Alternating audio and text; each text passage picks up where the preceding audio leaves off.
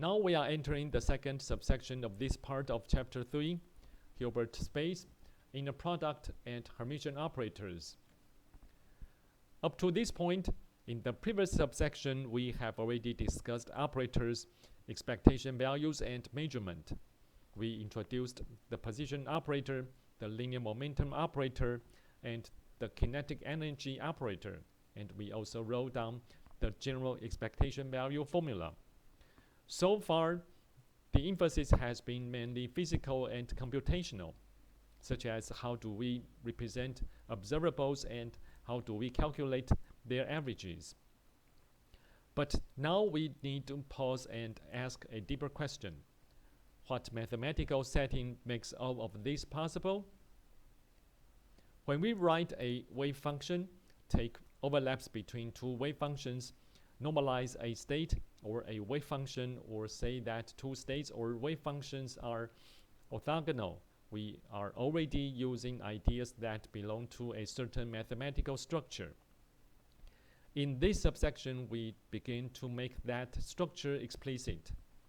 That's why the title now shifts from observables and measurement to Hilbert space, inner product, and Hermitian operators. This is a very natural step. Earlier in the chapter, we already used words such as normalization and orthogonality. For example, we required that the integral of the absolute square of a wave function over all space be equal to 1, and we also showed that eigenfunctions corresponding to different eigenvalues are orthogonal. Those results were introduced earlier in a direct wave function language. What we are doing now is revisiting that same content from a more unified mathematical viewpoint. So the purpose of this subsection is not to burden you with abstraction for its own sake. Rather, it is show that the quantum mechanical wave functions we have been working with are not just isolated formulas. They live in a structured space, and the notions of norm, overlap, orthogonality, and expectation value all have a common mathematical foundation. This foundation becomes especially important when we later discuss Hermitian operators. Why is that? Because the physically measurable quantities in quantum mechanics must be represented by operators with very special properties. To understand those properties properly, we first need the ideas of function space and inner product. In the next slide, we begin with the first key idea, Hilbert space. At the introductory level used here, you may think of it essentially as the space of square integrable wave functions, that is, the space of wave functions that can be normalized and therefore can represent physically acceptable quantum states. As Professor Griffith states in his book, quantum theory is based on wave functions and operators. The state of a system is represented by its wave function, while observables are represented by their corresponding operators. Mathematically, wave functions satisfy the defining conditions for abstract vectors, and operators act on them as linear transformations. So linear algebra is the natural language of quantum mechanics, but not quite the version you're used to from your math courses.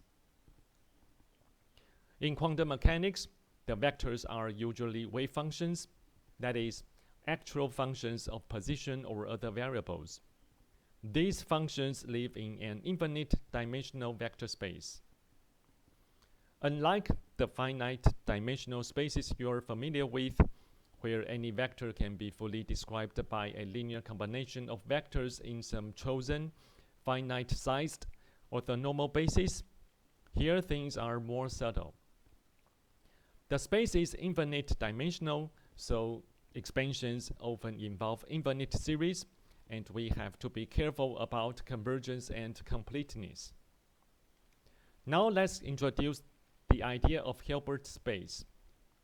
We begin with a familiar physical requirement for a wave function to be physically meaningful, it must be normalized. In one dimension, that means the integral of the absolute square of a wave function over all space must be 1. More generally, at least before normalization is imposed, we require the integral of the absolute square of a wave function over all space to be finite. This is exactly the square integrability condition we have already discussed earlier in this chapter. A wave function must be square integrable if it is to represent a normalizable quantum state. This leads naturally to the set of all functions f of x on a specified interval a, b, such that the integral of the absolute square of f of x from a to b is finite.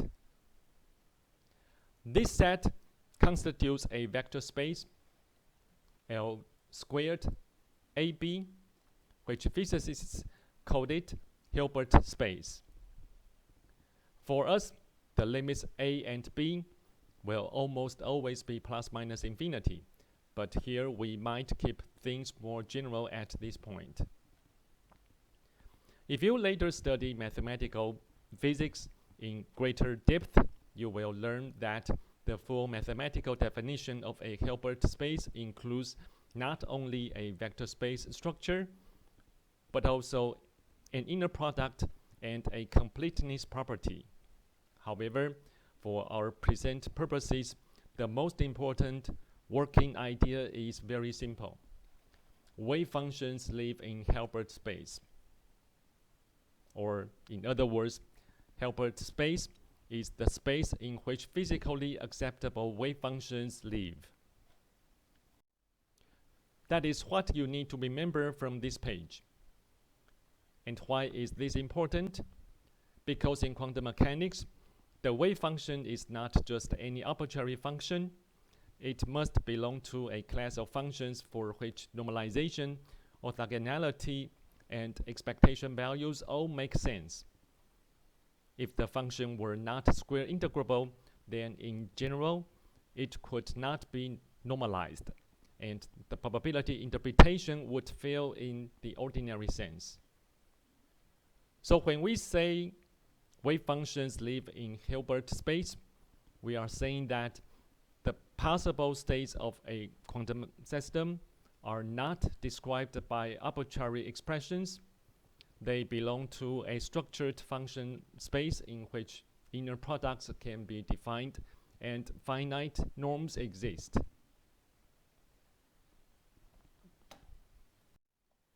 Let me connect these two earlier ideas in the chapter. Earlier we said that only square integrable solutions of the Schrödinger equation have physical meaning in the usual probabilistic interpretation. That was already pointing toward the Hilbert space viewpoint. Here we are simply giving that idea a name and a mathematical home. In fact, the collection of square integrable functions is only one example of a Hilbert space, but since all physically meaningful wave functions must be in L squared, it's what physicists generally mean when they say Hilbert space. So once we know that wave functions live in a space of square integrable functions, the next natural question is, how do we measure the overlap between two such functions? That question leads directly to the definition of the inner product. Now that we have introduced the Hilbert space in which physically meaningful wave functions live, we come to the next key topic, the inner product. The inner product of two functions f of x and g of x is defined as shown in this expression. This is one of the most important definitions in the mathematical language of quantum mechanics. It gives us a precise way to talk about the overlap between two functions. Notice that one function is complex conjugated. This is because wave functions in quantum mechanics are in general complex valued. The conjugation is what ensures that when we take the inner product of a function with itself, we obtain the expression shown here, which is real and non-negative. On the other hand, the inner product does possess a conjugate symmetry property. The inner product of G with F must equal the complex conjugate of the inner product of F with G. This is another very important feature of the inner product.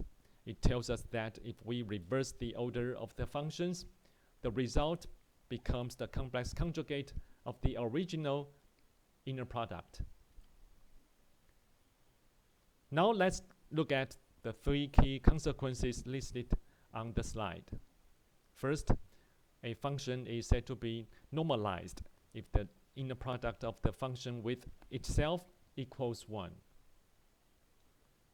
That is exactly the Hilbert space version of the normalization condition we have already used for wave functions. Second, two functions f and g are said to be orthogonal if their inner product equals 0. So orthogonality is now expressed in a compact and elegant form through the inner product. Third, a set of functions fm is said to be orthonormal if the inner product of fm with fn equals the Kronecker delta symbol. So this one equation contains both normalization and orthogonality at once. If m equals n, the inner product is 1. If m is not equal to m, the inner product is 0. So the Kronecker delta notation gives us a very compact way to express the orthonormality of a set of states or wave functions.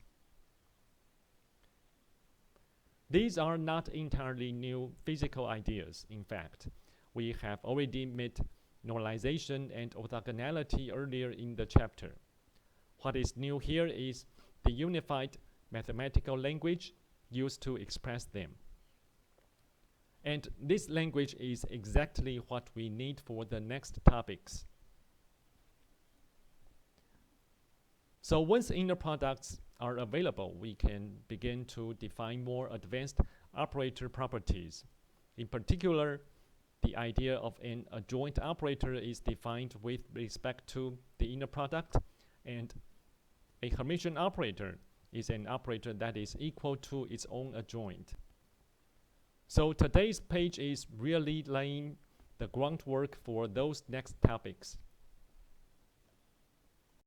So the key message of this page is the following. The inner product gives us the mathematical tool needed to define normalization, orthogonality, and orthonormality in a unified way, and it prepares the way for the later discussion of adjoint and Hermitian operators.